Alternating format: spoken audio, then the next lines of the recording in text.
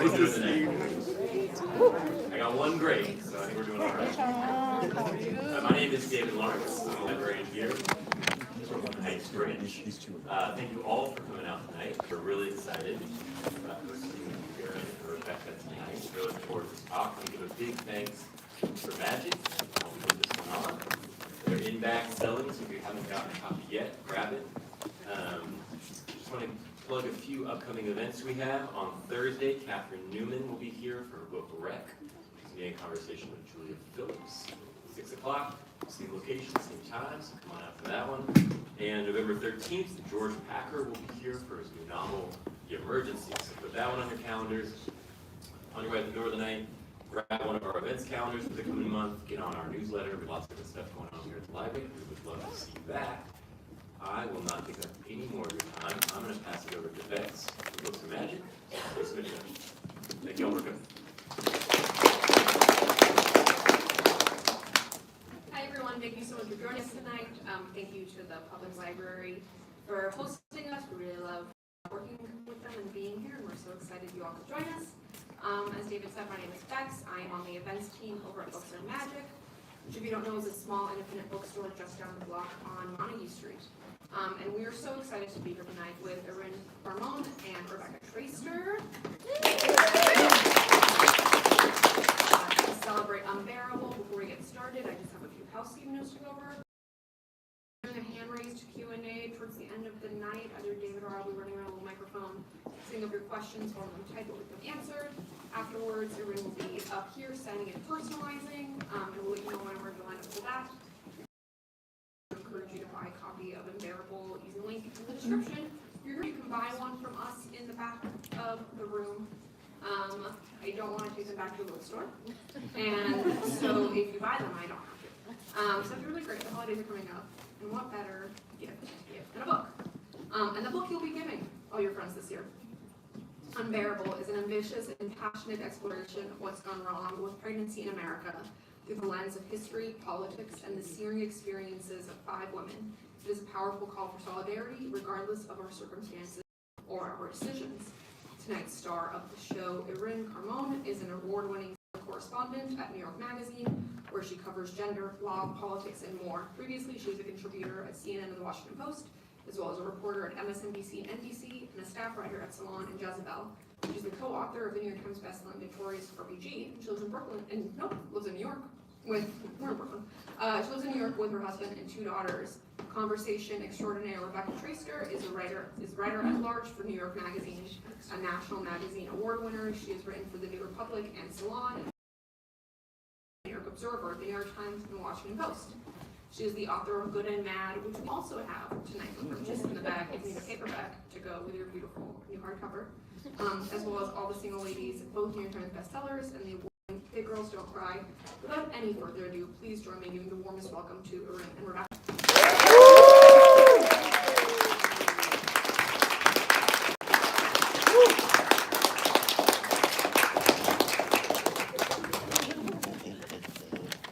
Hello, everybody. Hello. Hi. Congratulations. Welcome to Pub Day for Irin.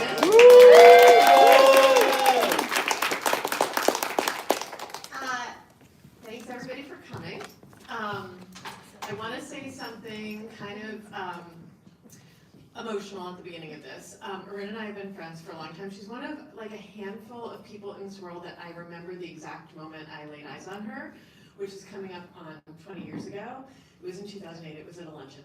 And I love her very much. And I know a lot about how this book came to be. I knew as it was being reported, as it was being written, and I read it for the first time several months ago, which is when I blurbed it. And so I know how good this book is. And I just want to say that when I got on a plane to come here to do this tonight, I had asked for a hard copy because I'd read it in PDF form. And I asked for a hard copy just so I could review it again before we had this conversation. And I opened it on the plane, and I basically, 20 pages in, just burst into tears. And that is because the people in this book, this is an extraordinary piece of reporting and narrative writing. And the people in this book who Irin has spent so much time with and taking care to tell their stories and bring them to life and present them as full humans, which is the thesis of the book, spoiler, is so effective that though these, I don't want to call people characters because these are real people, some of them might be in this room, I don't actually know. It's an extraordinary, extraordinary volume. And I'm just, I love it, I love you, and I'm also just so proud. Like, I'm like beside myself, this book is so good. So anyway. So that's your objective opinion. That is clear as day, but also so real, very true. So, hi. Hello. I want to begin with the origin story of the book, and I want to say that I feel like there are a bunch of dates for that. You present a version of the origin story at the very start of this book. I would say there's also an argument that that there's an origin moment, like when you're on maternity leave with your first child, and Ruth Bader Ginsburg, who you wrote a previous book about, dies. That's another point that could be an origin. But I also want to ask you about an origin story that might have taken place in my dining room. Can you talk about how this book came to be? And did it start in my dining room? Well, I guess you shouldn't have a lot of beginnings of a story, but the story does have a lot of beginnings. And we were sitting at your dining room when Roe v. Wade was overturned officially. And I was 8 months pregnant. And I guess there's, in some ways, if the world is going to be turned upside down in the worst possible way, it's great to be in community. Thanks for almost making me cry in the beginning, by the way. I want to say, so I have been covering the struggle over abortion rights and reproductive justice for most of my career. And I, for about a dozen years, was focusing, I was going to clinics, I was riding the Truth Truck, which was like a fetus emblazoned truck with anti-abortion activists. I was talking to patients, I was talking to doctors. I always believed passionately in the right of a person to decide whether to be pregnant or not. And somewhere along the way, I had kind of a vague notion, and also people who want to be pregnant should have good access to care. But to be honest, and maybe other people have better empathy than me, it did not feel real to me, the next step of what happens when you are pregnant and want to stay pregnant, until I experienced it myself. And the fact that it happened during COVID actually was the formative moment, because as we know, COVID surfaced a lot of pre-existing inequalities, exacerbated them. It turned us inward, many of us who had the privilege to stay home, and it turned medical care upside down. And so I immediately started reporting on what was happening in hospitals here in New York. As you may recall, some people were being forced to give birth alone because there was fear, there was not enough protective equipment. People were making the best decisions that they could with limited information and a lot of fear, but a lot of harm was caused as well. Babies were taken away from COVID-positive parents right after birth. I wrote about some of that, and I was terrified of what would happen to my pregnancy. And so I sort of became, because I was 4 months pregnant, 5 months pregnant when the world shut down. My daughter was born in June 2020. And so actually understanding the structures of care was how it started. And as I write in the book, New York City imposed a curfew related to COVID in June 2020, related to Black Lives Matter protests. A racist, ridiculous curfew, I might add.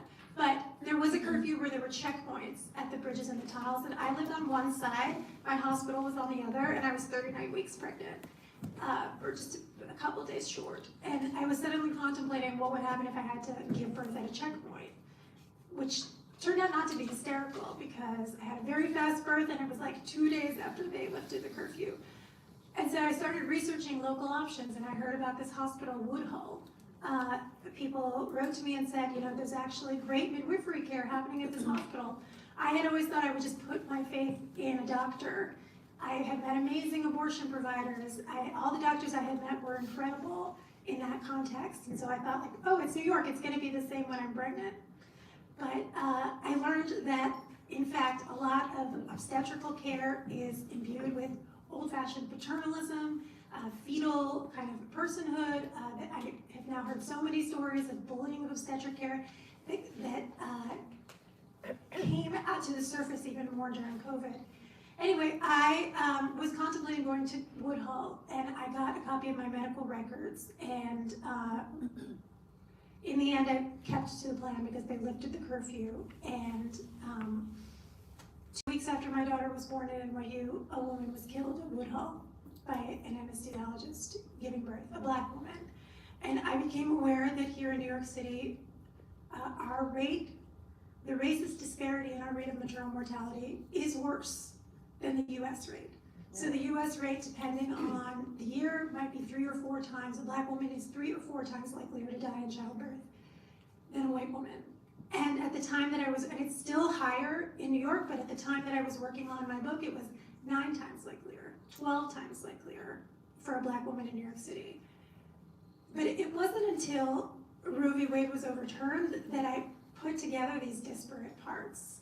And so understanding that the dehumanization in the stories that I heard about pregnancy care that I was reporting on, people who were carrying to term, who were happy to be pregnant, being 6 months pregnant the second time when the Dobbs leak happened, and feeling in my bones that this was such a profoundly transformative and destabilizing, in my case joyful, but kind of doesn't matter, that this was going to be imposed on people across the country, that when I read Alito's opinion, it was giving a catalog of, the time in which a fetus takes on the human form in all respects, and there was nothing in there about the burdens carried by the person who was pregnant.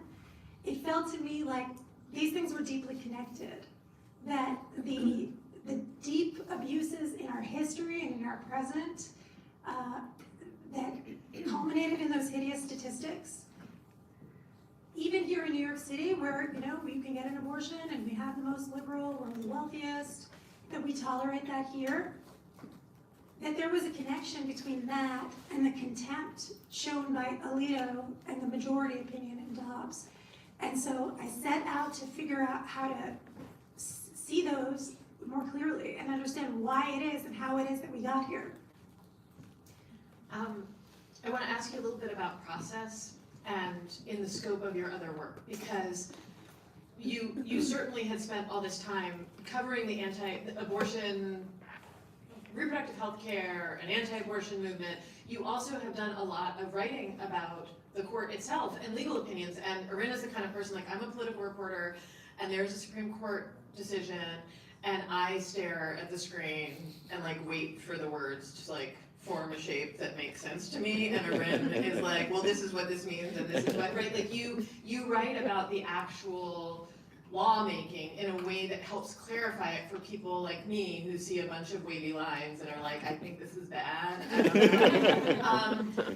But what is in this book is taking that kind of work, which was on movements, on structures, on policy, on laws that are made and overturned, and rights that are won, and then you are bringing it to very specific, lived, human levels. So this is a book that weaves the story of 5 different stories of pregnant people and doctors who have all kinds of different experiences. Can you talk a little bit about both the decision to make the book this, which it is novelistic in terms of how it reads and how we're drawn in to feel for these people and know their lives, their families, their histories, their pasts, their hopes, and who they love and how. Can you talk about that kind of the big sweep reporting and how it worked itself out into this astonishing volume? Well, we talked about the declaration of personhood that is inherent in this. So, I tell the story at the very beginning of the book of getting an ultrasound days after the opinion becomes final in Dobbs. And I turn to my husband and I say, oh, she's starting to look like a person now. And I was saying it in a kind of tongue-in-cheek way. I mean, of course, what I saw meant something to me, and I knew that that would be my daughter, but it was a private moment that soon became public and politicized when the ultrasound tech looks over at the screen and says, to the fetus over me, you were a person from day one. Oh. And I was like, oh my God, lady, read the room. This is not in the book, but as Ari and I, my husband and I, were walking down the street afterwards, somebody catcalled me and then like it said like you look hot when you're pregnant, and then turned to Ari and said, no offense. So like talk about just feeling like your body is public property, you know, like you have lost the right to define your own destiny, even when you're excited to be pregnant, at a time when you know that millions of people are losing their rights. In fact, my latest daughter and my next daughter are grown up in a country in which there are fewer rights. And so, I mean, you know this. I can sit here and spout all the statistics in the world. I think the law tells one kind of story, but this is a story of people's lives. And I think, you know, people who are very familiar with abortion know this, but we often kind of cite this statistic that a majority of abortion patients are already parents. But what does that actually mean? What it actually means that people at different parts of their life might need different kinds of health care. And it might mean that a given person, you know, can have really complicated feelings about one pregnancy and really warm feelings about another. And it is only in American medicine and law that these things have been so split. What I realized, and the decision to focus on these 5 women happened kind of in the end. I went through a lot of different drafts, which, you know, we do. And it occurred to me that these people, there are 5 women, that their stories were the ones that haunted me, that sat with me, that moved me, that inspired me. They made me feel things, and also each one of their lives kind of formed a mosaic that told the bigger story of American reproduction. And so we have Dr. Yashika Robinson, who is really one of the first inspirations of the book. I met her in 2014, reporting on abortion in Alabama. She was one of the few Black women providing abortions in the South. She's an obstetrician, and of course they put her through hell for as long as abortion was legal. She fought like hell. She ended up marrying the guy who owned the clinic, Dalton, a really inspiring couple. When Alabama banned abortion, oh, and by the way, she was rare, and this is only rare because of the legal and regulatory and political limits on this. She was also delivering babies at the hospital. And so, you know, and they would stand outside of her clinic, and the protesters would say outside of her GYN clinic, she's doing abortions across town. And then there was this one woman who yelled, I know, she did mine. So again, we understand that these are the same people. I loved how Dr. Robinson, so then when Roe v. Wade was overturned and they banned abortion in Alabama, she was already moving to do this, and then she was crystallized. She was already providing a great higher level of obstetrical care where she actually listened to her patients, brought the same ethics that she did to providing abortions. But now, in the course of the book, she's fighting to open up a birth center in the shuttered abortion clinic. So I felt like she embodied this, even though she was not, at first I was like, she's not pregnant in the book, everyone else is pregnant in the book or trying to be. But I felt like, you know, if anyone ever read Evicted, in Evicted there's like a real estate agent, a landlord rather, who tells it from that perspective. In her case, she's bad, so this analogy doesn't totally work. But I felt like through her you could see how even people who were trying so hard to provide a high level of care have faced so many structural challenges, faced so much interpersonal racism, just trying to fight for their patients. And then I also, you know, actually postpartum in 2022 when I read about Haley Burns. She also was postpartum that same summer, also with her second child, when she was arrested 6 days after giving birth in her son's hospital room, because she had tested positive for drugs during her prenatal care. And Alabama leads the nation, and her county leads the state in criminalizing pregnant people who, rather than offering them support and resources, they get charged with chemical endangerment, child abuse against their own fetuses. And so while I was, you know, figuring out the 4th trimester, Haley was sleeping on a concrete floor in a jail that was so full of pregnant women that they didn't even have a bed for her at first. And so I felt like this is actually something that was happening long before Roe v. Wade was overturned. That Alabama State Supreme Court held that you could be charged with child abuse against your own fetus. And I felt like that was going to be kind of a harbinger of how the post-Dobbs regime would unfold. And then by accident, during covering Dr. Robinson's fight to open up the birth center, of course you would think this supposedly pro-life state would be all about offering safe birthing options, psych. Sorry, I do love a good psych. In the midst of her fight, I was sitting in a courtroom in Montgomery, Alabama, watching a lawyer argue a case, and another reporter said to me, you know, you should talk to her, she's got a story. And I soon learned that Allison Molman, who is the legal director of the ACLU of Alabama, herself had experienced the harms of Alabama's legal regime.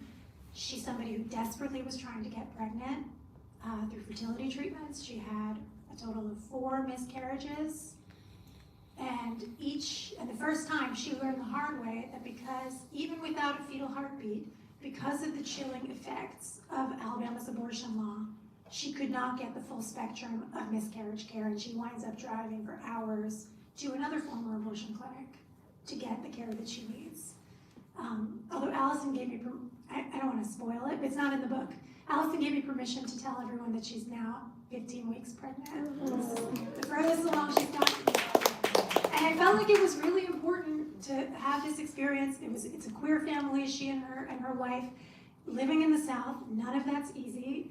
And also how even people who are desperately trying to get pregnant, during the time that Alabama bans IVF using the same legal rationale that jails Haley, are struggling and being punished by the same system that ostensibly is only about banning abortion, but we all know that it goes so much deeper and more broadly in its effects.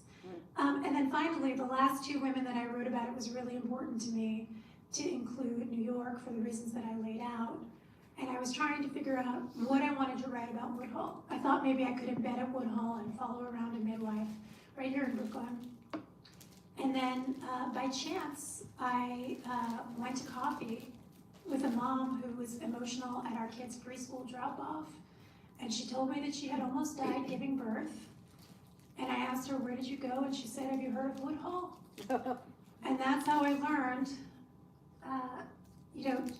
just the scope of mistreatment and harm that was happening. Honestly, every person that I've talked to has some kind of story, even if they haven't been pregnant or given birth, of this kind of dehumanizing treatment in the course of deeply personal health care. And you'll read in the book how her story is intertwined with another woman, Christine Fields. I don't want to say too much about that. I want to go back to Alabama for a second, because here you found yourself, in part because of your prior reporting on Dr. Robinson, writing about Alabama, but Alabama is, and you find these other people whose stories are so compelling, but Alabama itself is sort of this incredibly perfect state to look at, because in Alabama, as some people in this room probably know, but a lot of you may not, there is the horrific racist history of gynecological care in this country. And it happens to be in this state where Yashika Robinson is practicing and where you find these other stories that you tell. Can you talk a little bit about Alabama's role in what we now understand? Literally, any of us who've been for gynecological care will have had encounters with a speculum. And the history of that instrument is tied to Alabama in pretty horrific ways.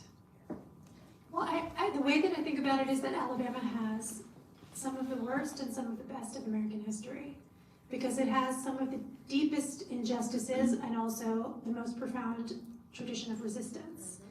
And I think one way that I tell that story in the book is that there's 2 different monuments in Montgomery. One is the statue of J. Marion Sims outside of the Alabama State Capitol. He's heralded as the father of gynecology. Who was J. Marion Sims? He invented the speculum, the uncomfortable instrument that many of you have way too much familiarity with or have heard about from your loved ones.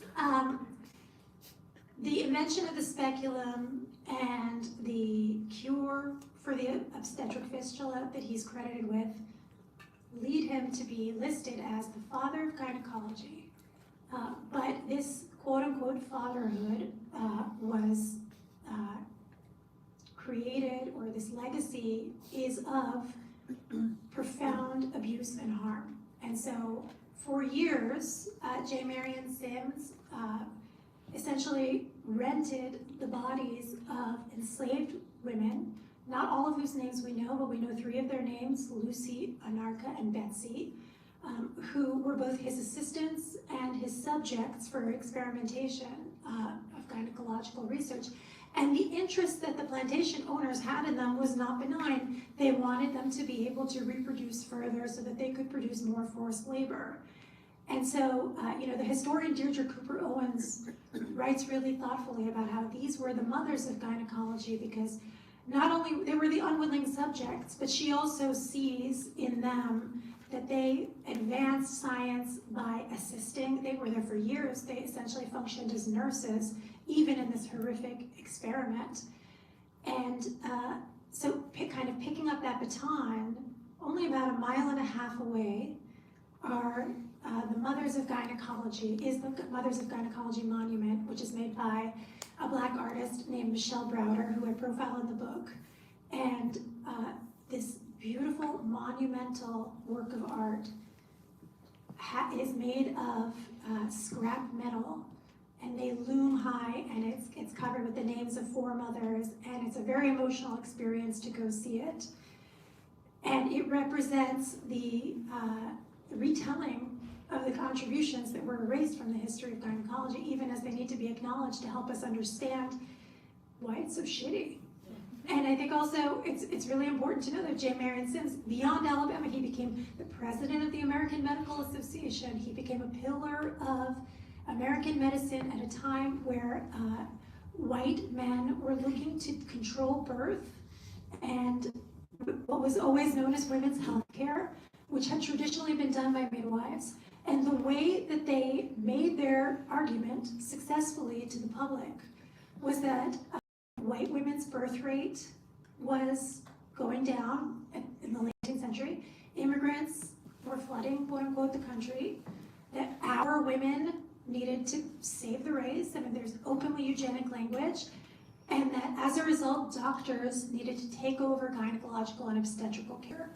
And so midwives were prescribing herbs to help people space and end their pregnancies. They were providing care at birth that was holistic and connected. So the white male takeover of medicine is a really important foundation. And so of where we are today, in a way that I think we haven't fully grappled with. And that's why it was really meaningful to me that when Dr. Yashika Robinson, a Black woman from the South who is trying so hard, fighting so hard to provide better care to her patients who've been left behind, when she has a press conference to announce that she's suing the state of Alabama to open up a birth center in the old abortion clinic, she does it at the Mothers of Gynecology, standing next to them and saying, we acknowledge this stain on our history, and we're doing this in the name of Anarcha and Betsy and Lucy, because their daughters deserve better, and they deserve better.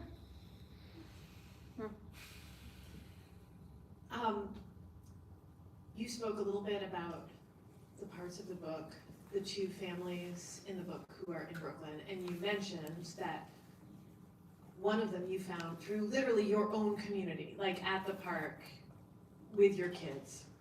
And it made me think a lot about how when I was pregnant with my 2nd child, I was writing at the time for the New Republican, I wrote a piece about abortion. And I had an experience that was similar to yours, which is when I was actually pregnant both times, but especially the 2nd time.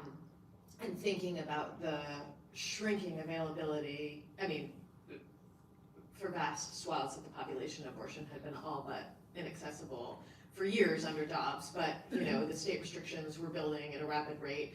And I simply began to ask within my own family about abortion stories, people who very open, very progressive politics, and found like such a richness just around me. Like it's almost like literally turn to your neighbor and ask them about their experiences with pregnancy care, with reproductive care, with abortion care. And it made me think, I mean, just what you find in the park next to you, Yeah. and how obscured these stories are for so many of us, that I could live with my, aunts and grandparents with whom I have very open, warm relationships where we talk about all kinds of things and not know their abortion history, that you all are sitting in rooms next to each other and maybe have never even asked loved ones because we're discouraged from it. Can you talk at all about like how you see the world? Like you've done this, you just from questions you ask people next to you on the, or intimation, somebody who's emotional at drop off, right? Or who you see at the park and how do you walk through the world at this point? And I mean, I do, does that sound creepy? No, but it's like, it's moving to me, the idea that these stories are all around us, but we're actively discouraged from even asking the first questions about them. Yeah, I mean, I think what was a shock to me was I had become accustomed to people holding these stories of abortion as stigmatized healthcare, holding them close, not necessarily telling them. It really shocked me the number of stories that I heard about traumatic events relating to prenatal care and to birth. Whether that was being shouted over, being pressured into an intervention that they didn't want, not getting an intervention that you wanted, which I've heard both of those kinds of stories. Feeling abandoned in the wake of your care, not being prepared for the enormous hormonal shift of postpartum, feeling a sense of isolation. Maggie, the woman that I met at school, if anybody saw the excerpt in the cut, this will be familiar to you, but one of the things that really struck me, I was talking about how these are the same women at different times. After her experience of nearly bleeding to death in a neglectful care situation, where only her husband screaming for help saved her life because he was listened to, she became pregnant while getting hormonal therapy for the lasting damage that caused. And it was the same time that Texas had passed its bounty hunter law and the Supreme Court had allowed it to go into effect. So this was a 6-week abortion ban, and she found out she was pregnant. She didn't even know, she hadn't had a period, she didn't know she could ovulate. She found out she was pregnant around 9 or 10 weeks. She was not in a position, she had no interest in continuing the pregnancy, and she went to have an abortion. And she went to Planned Parenthood in Manhattan, which is closing at the end of this week. And she told me that Planned Parenthood was the best prenatal care that she ever got, because they listened to her, they supported her, they gave her space for her own decision, they didn't second guess her. And I'm so glad that she had that experience, but it shouldn't only happen in an abortion clinic. And I think, this same ethos of care is owed to you no matter what kind of care you need. And even, last week we had a panel with Maggie and with some of the other people who were directly involved in the book, which I want to say a little bit more about. And the number of women who came up to me afterwards to tell me about their stories. I had a C-section and I couldn't feel the anesthesia. My doctor screamed at me. We're talking about women who have every possible advantage, living here in New York City. And who asked them these stories? In the same way that we're not telling the abortion stories, after a baby is born, you're just supposed to be happy that you're both okay, right? There's very much a well, you both made it. And then you move on, and nobody really wants to hear it. Okay, you didn't die, the baby didn't die, moving along. You quote, is it Tressie McMillan Cottom who you quote brilliantly pointing out that this is an area that I think pierces the class veil, right? And that's part of, abortion and pregnancy care is that, can you talk a little bit about why that, I think you just did. Yeah, I think I had my own kind of outraged entitlement about this because I'm a reporter and did all my homework, and I'm a pushy bitch, and like, how? And then I found out my doctor lied to me, my doctor bullied me, and I was fine. I was, I felt like this is a microaggression, what do I have to complain about? But later I was like, you know what, that was fucked up. Yeah. Even I was sort of like, let's move on, I'm just happy we're all alive, it's COVID. But I think I wanted to sit with that feeling. And it did lead to the reporting in the book, because I thought, if those of us who are used to being treated well and whose reproduction is valued by society and is kind of obvious hierarchical way of being like a white, married, upper middle class, educated woman, how does that open up a space for listening and for solidarity about experiences of people who are marginalized in our society? And so 2 months after I'm sitting in a cafe with Maggie hearing her story, and Woodhull has said, we'll do better, we'll do better. And by the way, Maggie didn't report anything about her near-death experience. She was just happy to be alive and she moved on. 2 months later, Christine Fields dies at Woodhull Hospital while giving birth. A 30-year-old Black mother of 3, in perfect health, with no risk factors, is allowed to bleed to death in a hospital room with nobody attending her. Her husband was in the NICU with the baby. And I learned during the course of my reporting that they had the same doctor. And although some of the facts differ, the part that I couldn't get out of my mind was that when Maggie's husband, Matt, called for help, eventually he was listened to, and in the nick of time, they got to her and they gave her a full body blood transfusion.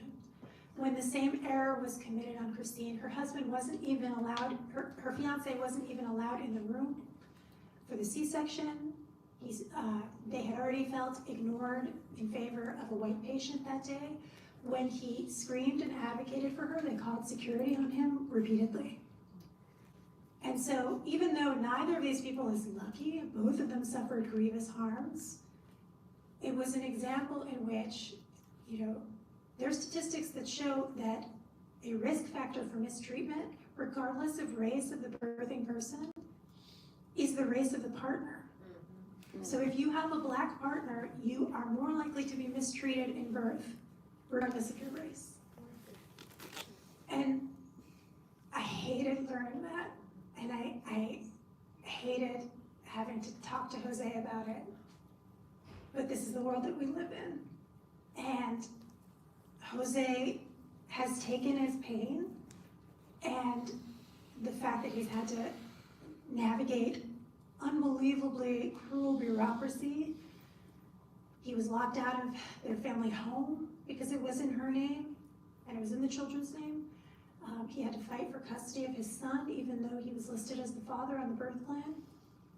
He has taken his pain in the past years and become a maternal health advocate, and he has actually become a doula to support other people going through what he went through, and he's just got his certification in the last week. He's training medical students. He is mentoring other bereaved fathers. This is a club nobody wants to be in that is far too large. My last question, and then I want everybody else to chime in with your questions, but it's actually something that you have written about sort of as part, in relationship to the book, but not in the book, about this balance when you're reporting on this stuff. And I know we've talked about this personally many times. So much of what we do as we cover inequalities of all kinds around gender and race and class is deliver the worst news, right? Just deliver the horror stories of in this case, reproductive health care of all kinds. And I think there's been discourse in the past few years, after a period in which there has been feminist journalism that has really tried to tackle this head on, about how all the news is bad news, about inequities and intractable inequities, and that parenthood itself just produces terrible results for women or female identifying people, that marriages are inherently unequal, that, there's no, and all that is real, like we have to talk about those things, but also I think there's been pushback from people who were like, okay, so then should none of us do this? And you're trying, and that's something that you're trying to balance right now as somebody who is continuing to deliver the bad news about a lot of these things. Can you talk about trying to strike a little bit of a balance there? For sure. Well, I mean, I think it is precisely because under chosen circumstances, with care that is respectful, this can be such a transformative and beautiful rite of passage in a person's life. It's precisely because it can be sacred and beautiful, and regardless of your path to get there, raising children is a sacred duty, that it makes me so angry that many people's passage into this time of life is so disrespected. And it's so much harder than it needs to be. You know, the CDC says that 80% of maternal deaths are preventable. Christine's death was deeply preventable. I wrote an op-ed in the New York Times talking about how, for me, raising children has been a joyful experience. And I think it is deeply linked to the fact that I have the privilege and the freedom to do so on my own terms. And also, everyone should be married to my husband. Only me or your husband. No, but I think that those of us who are feminists and progressives are often reluctant to say that one version of living is better than another, or that one path to get there is better than another. I think that there's infinite ways to make a family. And I think it's really important to have conversations about, you know, inequality in personal relationships, inequality in healthcare. I just wanted to open up a space to say, you know, the reason that this matters is because we all deserve a better form of care. Whatever our decisions, whether we want to end a pregnancy, prevent a pregnancy, be pregnant, have help getting pregnant, you know, it's because it's important, it's because it can be beautiful. And for me, that path has been parenting. I would do it again, sorry. Putting you on the spot. No, but I would, I'm gonna pull Irin up here.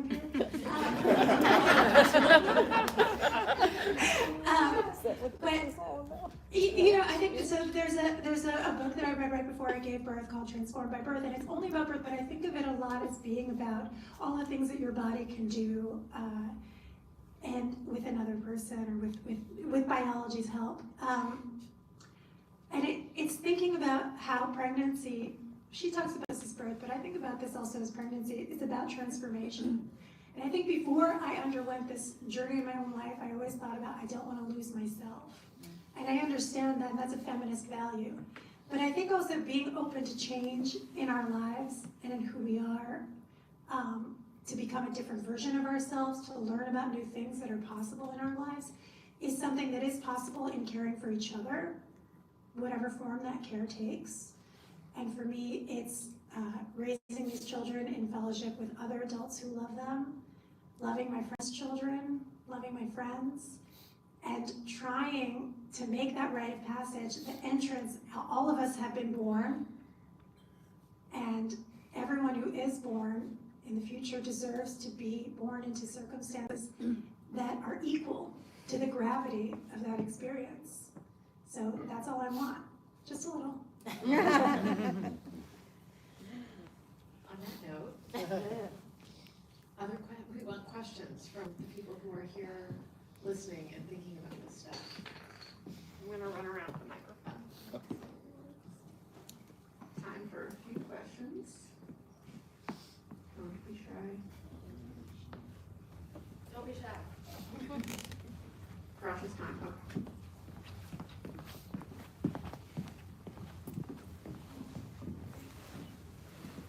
Hello. Thank you so much for this discussion. It's been so illuminating and I think meaningful to so many people here. I think many people go into journalism with this faith in the fourth estate as this powerful instrument of change that can hold power to account. And in this belief that reporting and shining a light on injustices will one day lead to meaningful change, hopefully change for the better. As someone, Irin, who has been reporting on reproductive rights and freedom, and over the course of your career, you've reported on In many cases, the contraction of rights for women, for people who want to be pregnant, who are pregnant, as well as just kind of the unraveling of so many hard-fought achievements. How do you go on? How do you continue to deliver the worst news, to report on this subject when it seems like things are getting worse?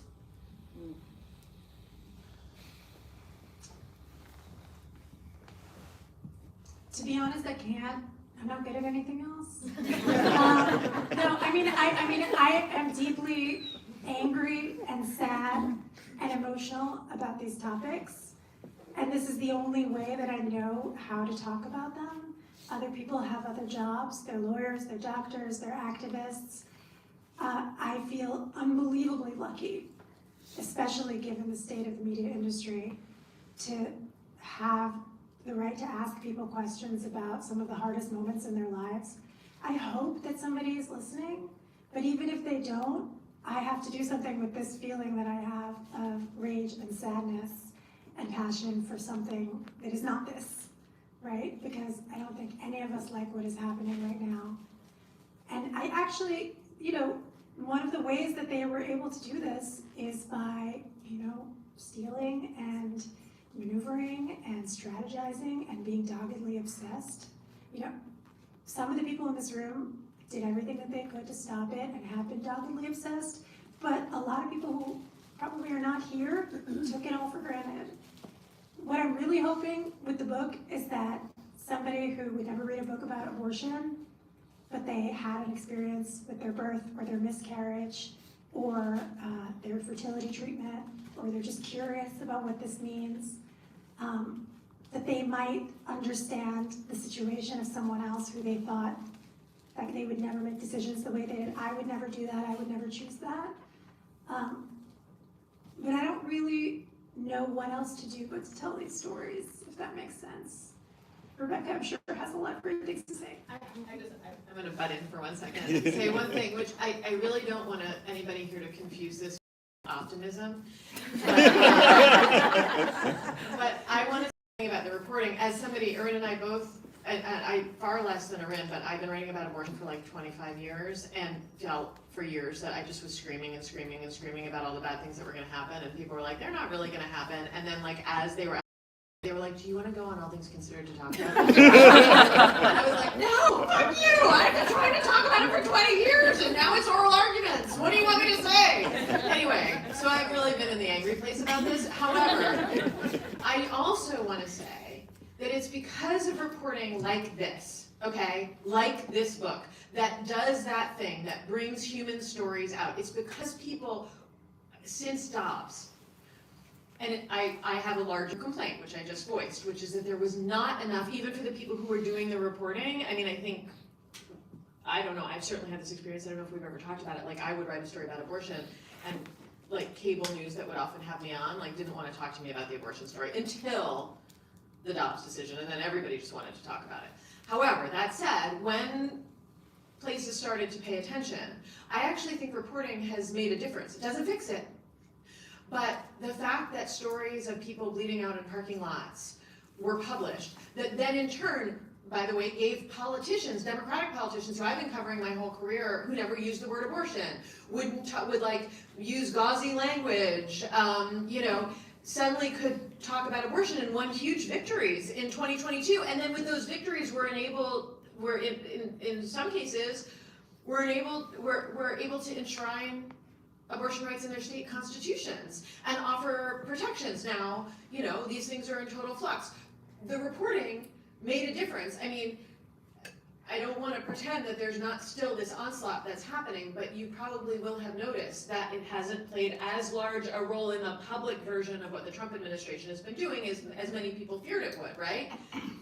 I think that there's an element of that has to do with the storytelling that has been done since. So I don't think it's totally hopeless to do this kind of storytelling. In fact, I think it's crucial on all topics, not just around reproductive health care. That's also true of the stories we're reading about the families who are being ripped apart by ICE. It's true of the stories we're reading about people who are starving. It's true, and not getting medical care around the world. All this kind of reporting. It doesn't fix the problem, but it helps to create the conditions for people to work in coalition to begin the process of fighting back, if that makes sense. I also found it weirdly comforting to know that we've been here before. You know, so in reporting and researching the history of reproductive control in America, you know, there were not abortion bans at the founding. Abortion bans were deeply rooted in eugenics, anti-immigrant sentiment, racism. The obstetric takeover of birth was rooted in the same, as we talked about. And, you know, things had to get really bad, and then they got slightly better, and then they got bad again. I do think also it's everything you talked about with the politicians actually listening, in part is because, especially as media is being eroded, we all kind of need to be reminded of what's really happening in the world and that it is very unpopular, that most people do not want this. And I think otherwise we're being gaslit. So even if it's just like however many people are in this room and however many people will read good reporting and not what is increasingly being offered as, billionaires destroy one good media outlet after another, I think people don't want that. They don't want propaganda. They don't want women bleeding out in parking lots. They don't want trans kids to be bullied. They don't want trans people to be scapegoated and harmed. I think in some ways it's like reporting is the best anti-gaslighting technique that we have.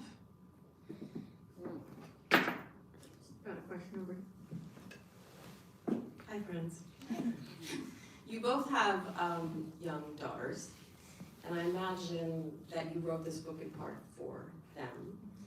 And I'm wondering that when they arrive at a place where they're, one, able to read the book, and two, might be choosing whether to become pregnant or have children, what do you think, and again, not to be mistaken with optimism, what do you think the landscape will look like that you've written about? And how do you think that will come about? Well, I do think that choosing to have a child in this environment is an act of, denial. Stubborn optimism that something will get better. Because I certainly did have a choice, and I said to my husband on the day that Trump was elected that we were not going to have children, and I changed my mind because I felt like it was letting the terrorists win to allow one, totalitarian government to stand in the way of my life aspirations. So I don't think that you have to be a parent to make the world, to want to make the world better, but I do feel very motivated for my daughters, for everyone else's kids, to have this world be marginally less shitty when they come of age. Anything that we can do in that respect, I think, is a service to everyone. Rebecca's kids are actually old enough to understand what's going on. Like, my 5-year-old thinks Donald Trump is a bad guy, and that's all she knows. So I don't envy people who have older kids who are coming of age in a time where rights are being contracted. And I hope that things just first have to get really bad for people to see that they could be a lot better. But I am gonna punt to Rebecca to talk about how she talks to her older children about this.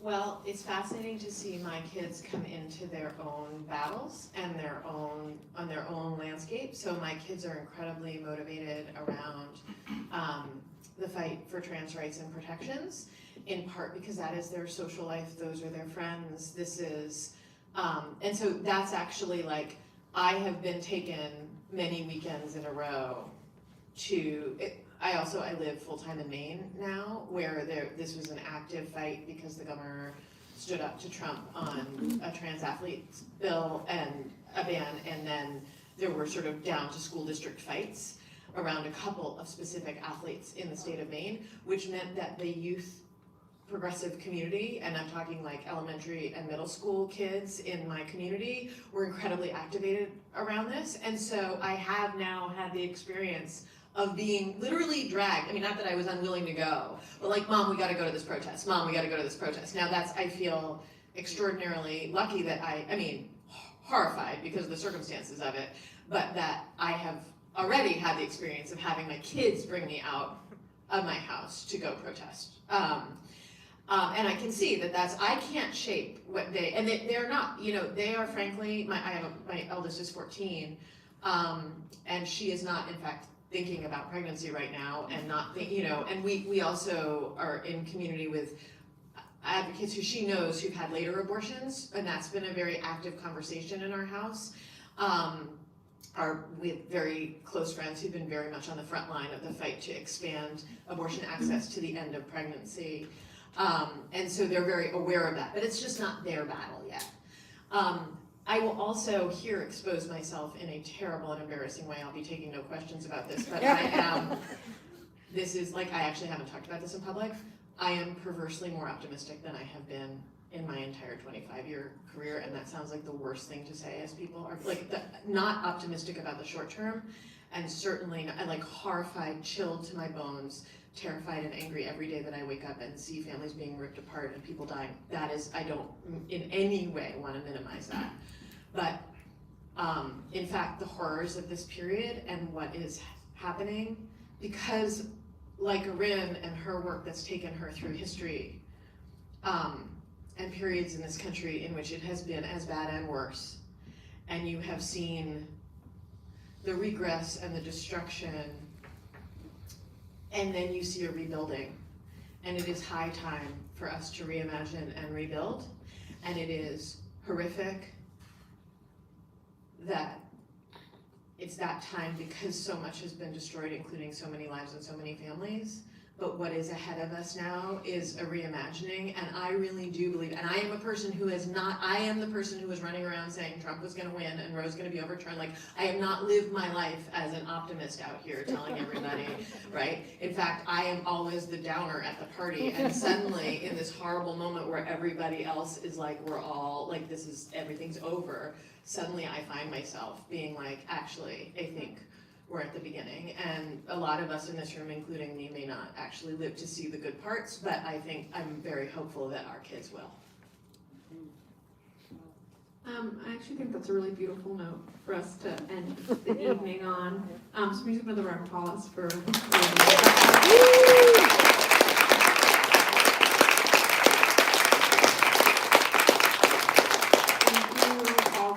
us. Thank you so much for letting us celebrate the publishing of this book with you. If you're with the live stream, you can buy copies of the book, link in the description. If you're with us here, you can buy copies of the book that was so fast. You can buy copies of the book in the back. Right now, only my phone is working, so if you just give me 2 minutes, I'll be back there, and you can buy copies from me. Otherwise, in just a moment, we're gonna have you lying down, house left along this wall here, and everyone's going to be up here to sign up personalized. We also have copies of Rebecca's book, if you want to just fill your life with literature, which we really recommend doing. Thank you all so much for joining us, and thank you to the public library for letting us be here. Just a reminder, the library doesn't close in a little less than 1 hour, so move that line, move those buttons. Where we going? Thank you.